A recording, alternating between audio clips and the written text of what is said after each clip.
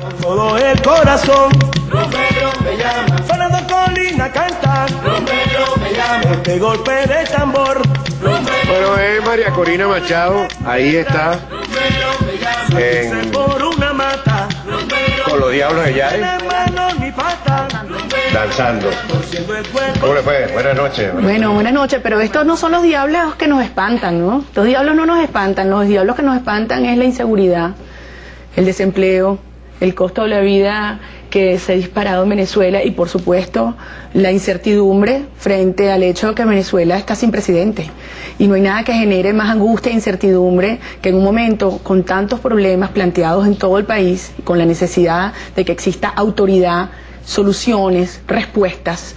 Pareciera que más respuestas y más información tienen los cubanos que los propios venezolanos. ¿Por qué dice María Corina Machado que Venezuela está sin presidente? Si todos los ministros, el vicepresidente cuando habla, siguiendo las instrucciones del comandante, todos siguen las instrucciones del comandante, se ve que el presidente sigue, aunque sea desde La Habana, dando las instrucciones a su gabinete, ¿no? Bueno, ustedes saben, como yo planteé en la Asamblea Nacional, este problema grave de gobernabilidad, de ausencia de gobernabilidad en Venezuela, está planteado con o sin el presidente Chávez en Miraflores. Y realmente la causa no es la ausencia del presidente, la causa es la permanencia durante 12 años de Hugo Chávez en el poder, donde ha tenido todo el tiempo, los recursos, incluso el respaldo de los poderes públicos y los venezolanos, y ha llegado a este nivel de deterioro institucional, pero sobre todo moral.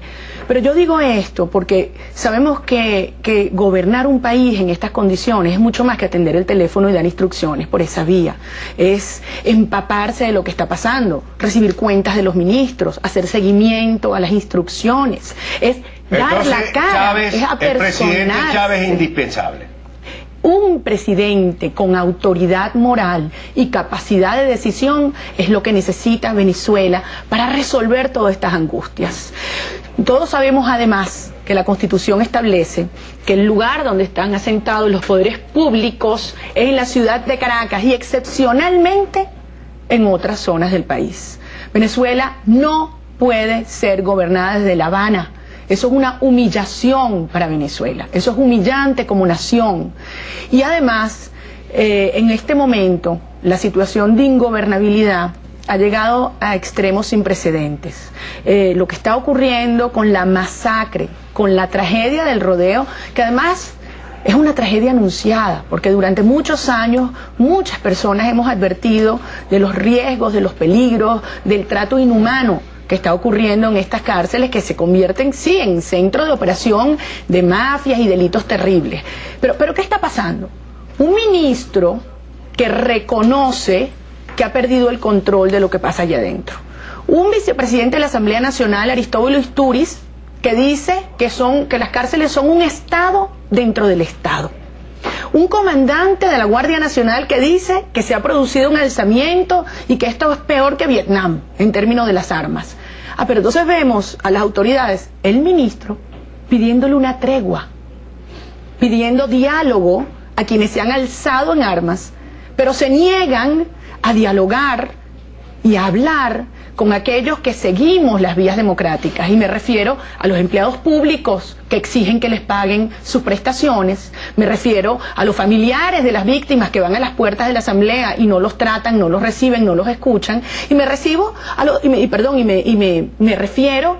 a los diputados que, haciendo su trabajo, que es ser la voz de quienes no tienen voz, como es el caso de William Ojeda, pretende ser entonces perseguido, castigado.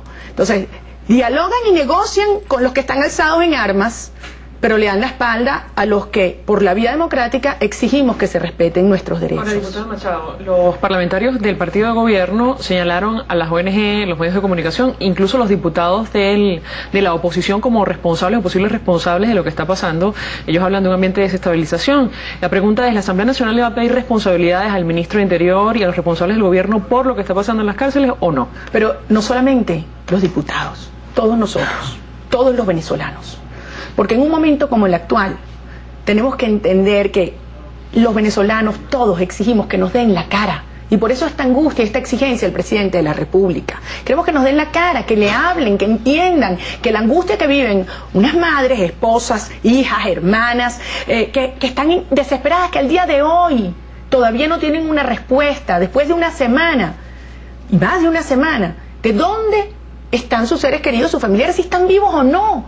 Entonces lo que estamos diciendo es que le den la cara a todo el país. Por supuesto que nosotros no solamente vamos a exigir que den respuestas a los venezolanos y agotar todas las vías institucionales que tenemos, pero yo creo que este es un momento para respaldar irrestrictamente la posición de William Ojeda y de Hablando de William Ojeda, ¿quién para? Porque nosotros tuvimos un blackout informativo. La Asamblea Nacional tiene el monopolio de la señal, decidió sacarla del aire. Cuando ustedes van hacia el presidio, ¿quién detiene el que se proceda al allanamiento de la inmunidad parlamentaria? ¿La oposición o el presidente de la Asamblea que le dio un parado al PSV? Yo estoy convencido que esa es la presión de la oposición. Allí nosotros, inmediatamente cuando se comenzó a leer por parte del secretario ese exabrupto de pretender investigar para allanar la inmunidad de William Ojeda, reaccionamos todos como un solo bloque que somos. Y yo creo que aquí quedó evidenciado para el oficialismo que no nos van a dividir, que no nos van a intimidar y que no nos van a debilitar. Pero el presidente de la Asamblea jugó un papel importante. Evidentemente, porque la posición de la coordinadora de la fracción del PSV era imponer este procedimiento. Pero sí te digo una cosa, no pudo proceder porque estábamos allí en la tarima y dijimos: de aquí no nos bajamos, y no nos bajamos a menos que nos den la seguridad de que esto no se va a votar en este momento. Sin embargo, esta comisión procedió, así que el riesgo está allí. Esta mañana se le hizo entrega al presidente de la Asamblea Nacional una comunicación firmada, no sé si tú ya lo habías referido, por todos los bloques, por todas las fracciones, citando las declaraciones de William Ojeda y suscribiendo cada una de sus palabras. Los 67 diputados suscribimos cada una de las palabras de William, porque William está haciendo su trabajo. El planteamiento es: ¿cuál es el delito? ¿Cuál es el delito? Decir la verdad. Ir a donde los venezolanos nos piden, las comunidades nos reclaman que los escuchemos y los acompañemos, y decir la verdad y ser la voz de aquellos a quienes les quieren callar su voz. Eso es un delito, ese es nuestro trabajo. Lo hicimos sin tener inmunidad y lo seguiremos haciendo con más fuerza ahora que pretenden amenazarnos. Diputada, ayer le preguntaba, aquí estuvo el diputado Julio Borges y le planteaba lo siguiente: entendemos que dentro de la bancada de la Mesa de la Unidad hay quienes en algún momento han hablado de la posibilidad de diálogo, de acercarse al gobierno y buscar algún tipo de consenso, más allá de las diferencias, y otros quienes que plantean la confrontación, dicen que no hay espacio para el diálogo, vamos a confrontar. Visto lo que ha ocurrido y la amenaza sobre el diputado William Ojeda, pero sobre otros diputados también, de que le allanen la inmunidad, ¿qué es lo que debe plantearse la bancada de la Mesa de Unidad? ¿Cómo debe desenvolverse dentro de la Asamblea para intentar frenar la mayoría? Bueno, hemos visto precedentes en el país de cómo reacciona un régimen de esta naturaleza. Un régimen que se siente con la capacidad y con la fuerza para imponer su punto de vista independientemente de lo que otros le pidan. Las enfermeras exigían que se les pagaran y se revisaran convenios colectivos que tenían 8 años vencidos, hasta que no hicieron huelga de hambre, se cosieron los labios, marcharon por todo el país, desde Acarigua, desde Bolívar, desde Aragua. El gobierno no reconoció su justa solicitud, la cual no fue completa, pero fue un reconocimiento. Lo mismo en el campo de las universidades. Se movilizaron estudiantes, trabajadores, profesores en todo el país, hicieron que se parara la ley. Nuevamente, para que exista diálogo, tiene que haber disposición de las dos partes. Pero si nosotros vamos con un planteamiento firme, serio, respetuoso, y la otra parte se niega a dialogar, entonces vamos a recurrir, por supuesto, a la firmeza y hacernos respetar por la vía que tenemos disponible. Otra llamada más, 319-4020, María Corina Machado. Buenas noches, ¿con quién hablamos? Aló, buenas noches. Si me da su nombre, ¿dónde llama? Antonio Barreto, acá en Ciudad Bolívar. Adelante, señor Barreto. Quiero felicitarlo por su programa, ciudadano. Y a su vez, pues, hacerle la pregunta. Estos diputados, Richard Blanco y el otro diputado, no recuerdo el nombre, ellos defienden a estas cuerdas de delincuentes y criminales y hablan de los derechos humanos de estos presos. ¿Dónde están los derechos humanos de las personas que esos presos han matado? Acá en Ciudad Bolívar matan gente como una carnicería todos los días. Un tal Huimito, desde la cárcel de Tucuyito, eso es el prance, como llaman esos sinvergüenzas. Bien, gracias señor Barreto, porque esa pregunta que usted formula, mucha gente en la calle lo sostiene. ¿Qué le dice María Corina Machado? Miren, es muy triste y muy preocupante cuando una sociedad llega a esos extremos, de sentir que como no hay mecanismos de hacer justicia, entonces para defendernos podemos recurrir a las mayores injusticias. En las cárceles venezolanas, casi el 70% de los presos no han sido juzgados. Ahí hay mucha gente inocente. Ahí hay gente que puede estar porque se le fue los frenos al camión que manejaban y hubo muertos en un accidente. Ahí hay personas que pueden haber robado un artículo menor y efectivamente están pagando una pena, pero están mezclados con personas que han cometido crímenes horribles como los que usted menciona, señor Antonio. Y entonces las cárceles se convierten en lugares de degradación y de formación de delincuentes que para subsistir tienen que llegar a extremos horribles. Ahora, un país en el que nosotros queremos que exista dignidad, dignidad para todos, incluye la dignidad, el trato digno para los presos. Si han cometido un delito, pues tienen que pagarlo, pero tienen que dárseles oportunidades de rehabilitarse y reinsertarse en la sociedad. Lo que está pasando en las cárceles venezolanas es un horror, pero tiene un responsable. Y el responsable es el gobierno nacional y es el presidente de la República. Bien, son las 7:29. Tenemos que hacer un corte. Seguimos con María Corina Machado. Fíjense, yo insistía en lo de Soto Rojas, porque ahora que el presidente está en La Habana, los hombres más cercanos de La Habana en Venezuela son, en este orden, Ali Rodríguez, Soto Rojas y el hermano del presidente. No olviden esto. Breve pausa y seguimos.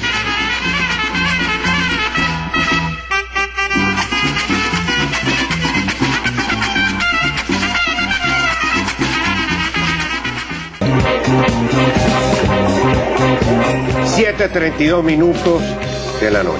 María Corina Machado. La situación de lo que ha ocurrido en la Asamblea Nacional, las perspectivas que va a ocurrir, los viajes que está haciendo, las reuniones, hacia dónde va María Corina Machado, pretendemos hablarlo en la media hora que queda. 319-4020, otra llamada más. Buenas noches, ¿con quién hablamos? Buenas noches, hablamos con José Mujica. ¿De dónde llama José Mujica? Barquisimeto. Ajá, adelante.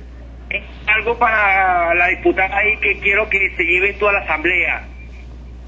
¿Qué ha pasado con el presupuesto del asfaltado del barrio La Batalla en Barquisimeto en la parte del oeste?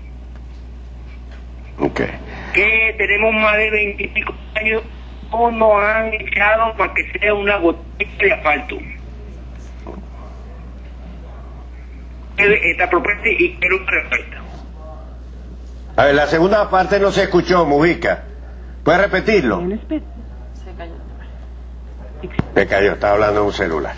A ver. Bueno, aquí vamos a un tema fundamental, que es el rol contralor de la Asamblea Nacional.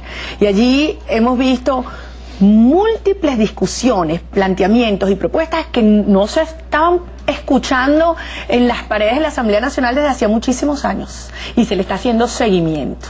La semana pasada vimos un caso que a mí particularmente me ha conmovido y es el tema de las desapariciones, los secuestros en el estado Barinas.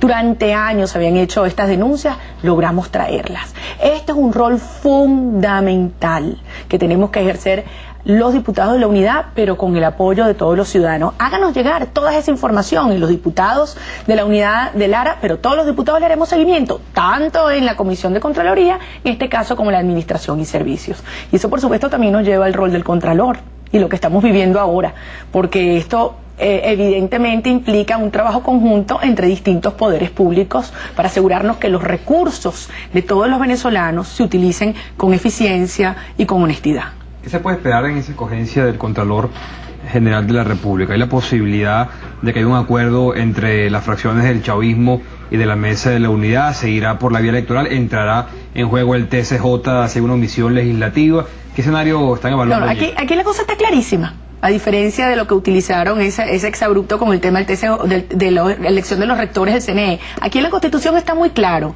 Así que a los diputados del oficialismo o logramos un acuerdo para escoger un contralor que efectivamente sea una persona digna, justa, honesta, que genere confianza a todos los venezolanos, o nos vamos por la vía electoral.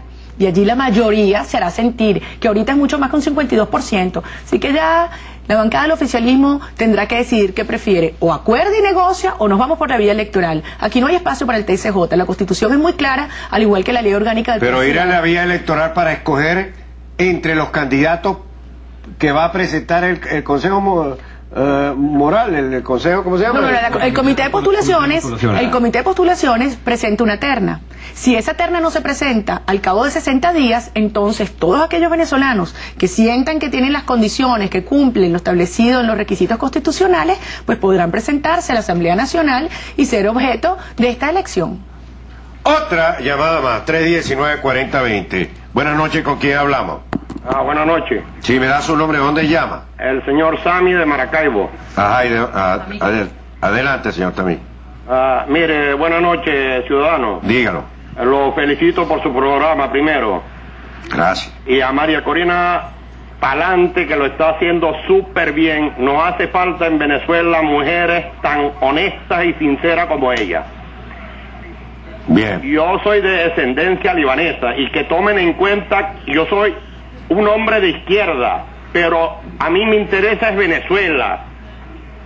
Me interesa que este país donde yo me crié desde la edad de 2 años hasta hoy, que eche para adelante, que no se vea derrumbado como está ahorita. Pero señor... Y que tomen en cuenta que todos los árabes no somos chavistas. Mire, señor Tamí, ¿le puedo hacer una pregunta? Dígame, hágame 2. No, una sola. ¿Y usted se imagina este país gobernado por una mujer? ¿Eso es posible? Mira, yo creo que sería lo mejor que le puede ocurrir a... ¿Por qué? Y aquí está la segunda. Porque veo que las mujeres tienen más guáramo que los hombres. Gracias. 737 Capicúa. ¿Qué me dice, María Corina? Una belleza cuando él dice, por encima de todo, somos venezolanos, árabes, españoles, sureños, colombianos, europeos, somos venezolanos. Miren, esta mañana yo lo sentía en la celebración de los Diablos Danzantes de Yare, porque es una tradición que fundamentalmente representa eso, la identidad del pueblo de Venezuela, la mezcla de razas, de culturas, pero que busca la unión. Y era realmente conmovedor ver personas vestidas de todos los colores, abrazándose, caminando, danzando, y tuve experiencias maravillosas de personas muy cercanas al oficialismo que llegaban con propuestas, con esperanza y con deseos de transformación, de un deseo profundo y una convicción de que Venezuela necesita un cambio basado en valores. Nosotros no estamos planteando solamente el cambio de un presidente o de un gobierno, es transformar una sociedad, y eso requiere la participación de cada venezolano. Y eso es lo que estamos viviendo. ¿Se lanza o no se lanza a las primarias por la presidencial? Todavía lo está pensando. No, yo lo que he dicho es que cada cosa debe ocurrir en el momento correcto. Es una decisión, para mí, existencial, que involucra una gran responsabilidad, y la voy a anunciar, lo que decida hacer, en el momento correcto, que es muy pronto. Ahora, ¿se ha reunido con partidos políticos para hablar de esta candidatura? Yo me reúno con los partidos para hablar de todas las cosas. Recuérdense que además formamos parte de la Junta de Coordinación de la Unidad. Yo represento la fracción de los independientes, pero las decisiones las tomamos juntos. Tengo grandes amigos, grandes aliados, tenemos discusiones apasionadas. Pero es que eso es la democracia. La democracia es tener distintos puntos de vista, pero siempre respeto mutuo. Otra llamada más. Buenas noches. Buenas noches, ¿Con quién hablamos? Daría Tineo, ¿De dónde llama Daría Tine? Guarapiche, ¿Y dónde queda Guarapiche? Porque yo no... Estado Sucre. Ah, Estado Sucre. Sí, mira, ahí tenemos años sin agua, tenemos años, pasan todos los gobiernos y nunca nos llega agua a Guarapiche.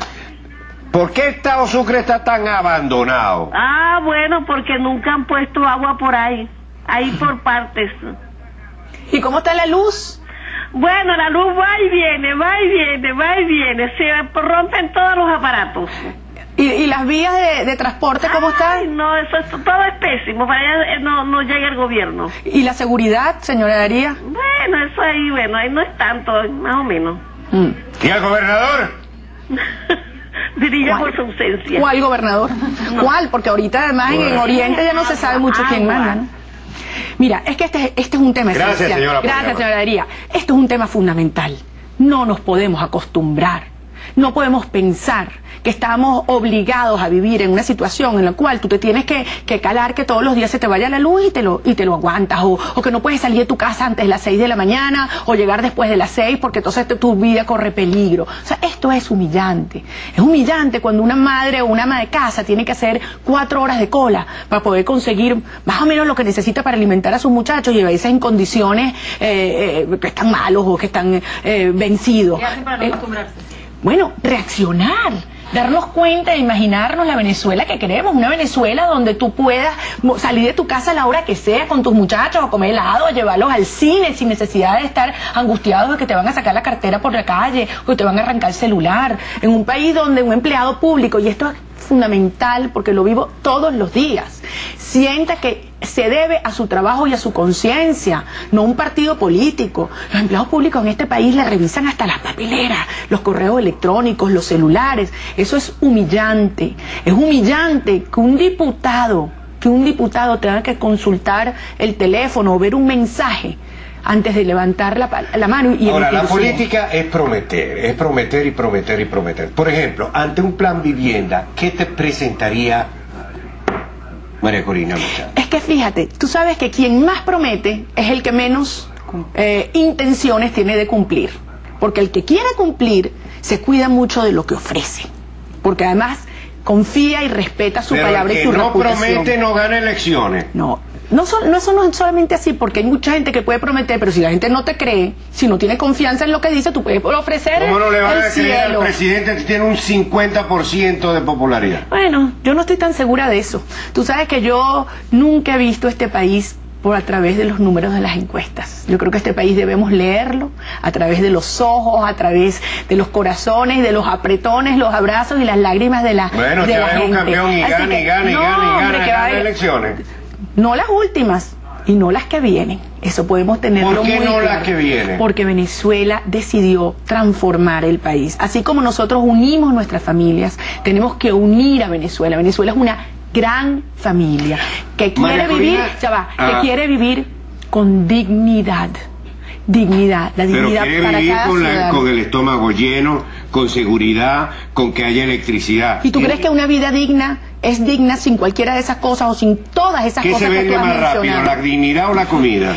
La dignidad no puede existir si tú no tienes la capacidad de vivir y alimentarte como tú lo mereces, como lo merece cualquier ser humano. No puede haber dignidad si tú para trabajar tienes que bajar la cabeza, tienes comida. No, eso es tangible, eso es lo que emociona y eso es lo que genera una causa por la cual de un pueblo emocionado por la dignidad. Aquel que te dice, como nos dicen en los distintos zonas rurales, en cualquier parte de este país, mira, yo estoy harto que me vengan a repartir bolsas de comida, yo quiero mi empleo propio, claro que quiero mi casa propia, que no van a venir a amenazármela, porque yo no sé si cuando me la dieron, claro, haberte logrado lo tuyo, echar para adelante con tu esfuerzo, con tus méritos, dejarle a tus hijos lo que tú trabajaste y saber que nadie puede amenazar de quitártelo, no vivir de rodillas, sino vivir de pie, sin bajar la cabeza, sin doblar las rodillas. Eliminaría las misiones. En absoluto, déjame explicarte, el problema de exclusión en Venezuela es tan grave y lo vivimos todos los días,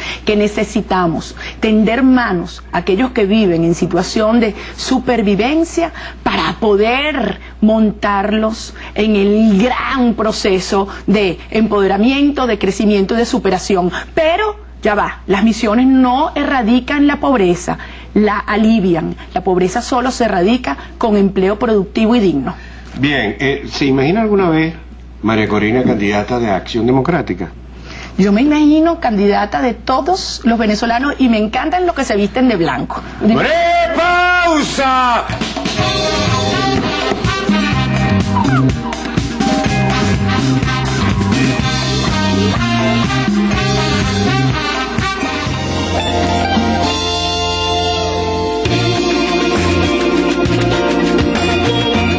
Bien, son las 7:50 de la noche. Servicio público.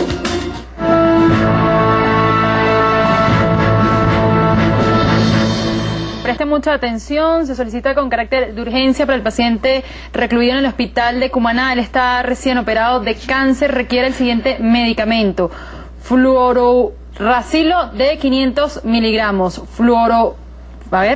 Fluorouracilo de 500 miligramos, 6 frascos de este medicamento. Por favor, quienes puedan colaborar, comuníquense cuanto antes con Ingrid de Salazar al número 0416-326-9113. Repetimos, Ingrid Salazar, 0416-326-9113. Muchas gracias, ciudadano. Bien. Sí, María Alejandra. Escuchamos a la diputada María Corina Machado en una entrevista en RCR decir que lo que necesita Venezuela es un candidato que no ofrezca un chavismo eficiente. Frente a ese planteamiento, ¿cuál es la alternativa? Yo siento que estoy convencida que debemos entender de qué orden es lo que vivimos, y para erradicar los males que hoy sufre Venezuela tenemos que pensar dónde están las causas.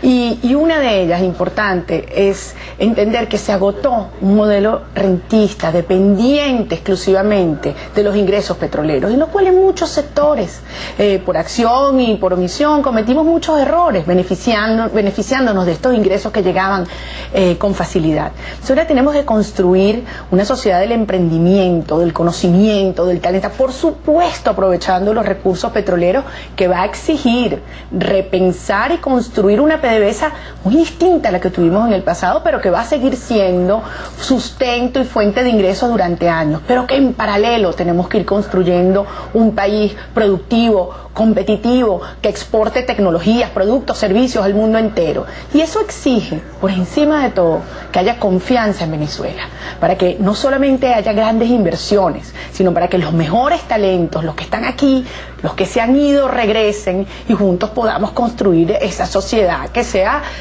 un ejemplo y además de la cual nos podemos sentir profundamente orgullosos. Ahora, diputada, entonces el mensaje sería a la gente: aquí si sale el presidente Chávez viene el capitalismo, privatizaciones, o sea, por la calle del medio decir creemos en la empresa privada. ¿Qué mensaje? Porque el gobierno dice estos son dos modelos, tiene un mensaje muy claro, habla de socialismo del siglo XXI, es propia, etcétera, etcétera. Del otro lado, ¿cuál es el mensaje que se debe enviar con claridad para que se sepa qué es lo que viene en caso de que el presidente no gane en el 2012? Muchas veces la gente dice, pero es que no hay una visión clara. Una visión clarísima, porque para que una visión además sea sólida, tiene que tener valores explícitos. Y tenemos una sociedad en la cual creemos en la solidaridad, en la honestidad, en la dignidad, en la justicia y en la libertad. La única inclusión real, la única, es la erradicación de la pobreza. Si algo queda claro, es que el modelo actual, el socialismo del siglo XXI, claro que quiere a los pobres, los quiere pobres. Nos necesita dependientes del Estado para poder ejercer un chantaje y un control político. El ser pobre no es bueno, ser pobre es horrible. Necesitamos una sociedad donde haya crecimiento, donde haya prosperidad, pero donde todos podamos tener acceso a esas oportunidades. Esa es la sociedad que queremos. Otra llamada más. Buenas noches, ¿con quién hablamos? 7:53. Se cayó la llamada. ¿Qué dice? Creo que se cayó la llamada. Se cayó la llamada. Vamos a otra. Ya la tenemos. Otra llamada más. Buenas noches, ¿con quién hablamos? Adelante, buenas noches. Aló, buenas noches. Sí, le baja por favor el volumen a la televisión. Ajá, sí, buenas noches, ¿cómo estás? Muy bien, ¿me da su nombre y de dónde llama? Mi nombre es Xiomara Villate. ¿De dónde llama? Llamo desde Valencia. Adelante. Desde Valencia. Adelante, señora. Llamo para felicitar a María Corina. Te admiro, María Corina. Eres una gran mujer, ¿oíste? Cuenta conmigo y con todos los que están a mi alrededor. ¿Oíste? Eres tremenda mujer. Yo soy una viuda de la sanada desde el año 92 y estoy aceptando mi indemnización. Y aquí estoy acabándome, María Corina. Ayúdame, tú estás en la asamblea. ¿Qué pasó con las personas que fallecieron el 4 de febrero de 1992? Que quedamos viudas, solas y en la calle. Mira, qué tema. Y yo me imagino cómo se sentirá la señora Xiomara cuando ve que en la Asamblea Nacional, en la última sesión, se discutía una ley para resarcir crímenes del año 58 al 98, vinculados exclusivamente con cierta orientación ideológica. Y nosotros planteábamos en la Comisión de Política Interior, está bien, creemos que es fundamental hacer justicia y resarcir los daños, impedir que se cometa cualquier violación de derechos humanos de ese periodo, de antes del periodo de la dictadura de Marcos Pérez Jiménez y de ahora. Pero es que ella está hablando de un incidente, de un evento terrible que ocurrió en ese periodo y tiene todo el derecho de exigirlo. Ahora, yo creo que es un momento en el cual tenemos que pensar cómo hacia adelante vamos a resarcir estos daños, pero sobre todo cómo nos vamos a reencontrar. Porque para que Venezuela sea esa ciudad, esa sociedad de inclusión, de prosperidad, tiene que ser una sociedad de respeto. Esa es una buena pregunta. ¿Cómo se imagina María Corina a una sociedad reencontrándose? Mira, primero con justicia, porque sin justicia no hay paz. Cuando vemos cómo fueron procesos durísimos, como lo que vivió Sudáfrica, y es una experiencia que hay que estudiarla y sentirla. Yo tuve la oportunidad de hablar con Desmond Tutu en una oportunidad y contaba cómo personas que habían asesinado a los hijos de familias, de mujeres, se sentaban frente a ellas y pedían perdón. O sea, fue una experiencia desgarradora, pero solamente con una gran autoridad moral en el liderazgo que llevó adelante este proceso y con una gran capacidad de amor, de respeto, de solidaridad y de perdón, lo cual no es impunidad, es justicia. Diputada, ¿cómo debe ser un gobierno de oposición, un posible gobierno de oposición para lidiar con un parlamento en contra y con todos los poderes del Estado designados por el partido de gobierno actual? Bueno, esos son los grandes desafíos. ¿Qué va a pasar con los poderes públicos? Las Fuerzas Armadas es otro gran reto. Yo estoy convencida que al dar las señales adecuadas de confianza, de respeto a todos los sectores, porque no puede ser un gobierno sectario, no basta con que se incluyan todos los poderes, todos los partidos políticos, tiene que haber la convicción que los distintos sectores son parte de esta plataforma y de esta alianza de alianzas, y que incluye a aquellos sectores del oficialismo que, teniendo distintas ideas, respetan una visión democrática de la sociedad venezolana.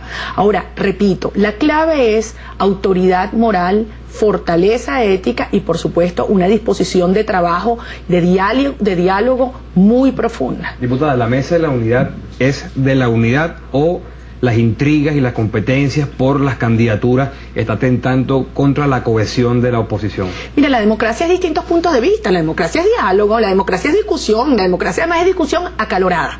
Porque si estás en juego tus ideales, tus creencias, tus visiones, tienes que darlo todo, a hacerte entender y a persuadir. Ahora, es democracia cuando no se impone por la fuerza la visión de uno sobre los demás. Y en la mesa de la unidad se han dado grandes acuerdos importantísimos. El haber logrado una agenda para las primarias, con un reglamento, con una comisión que amerita el respeto de todos. Yo creo que es un paso fundamental. ¿Que faltan muchas cosas por hacer? Sí, pero es responsabilidad de todos, no solamente los que integran la mesa de la unidad.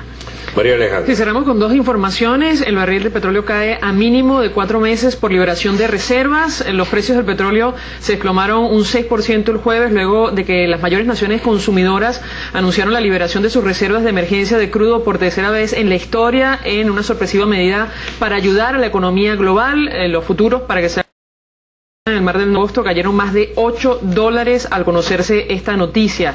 Pero además, en noticia internacional, el presidente Humala, presidente de Perú, ofrece un gobierno para todos los peruanos al ser proclamado presidente, promete un gobierno de amplia base y ajeno a la venganza. Le consultábamos en la tarde de hoy acerca de la misión vivienda y su opinión. El señor Héctor Zapata nos envió este mensaje desde Ciudad Guayana. ¿Misión vivienda o misión muriendo? Una interrogante que él deja abierta. Muy buenas noches y que descanse. Diputada, ¿por qué en la Asamblea el chavismo siempre se refiere a usted como María Machado? Pues, ¿qué será para qué cree usted que lo hace? Que siempre dice María, en vez de decir María Corina. Mira, María Machado.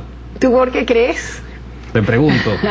Yo creo que es que les duele cuando la gente me dice María Corina, pero al presidente de la Asamblea, el amigo de Leopoldo, se le sale varias veces. El María Corina, quiero decir.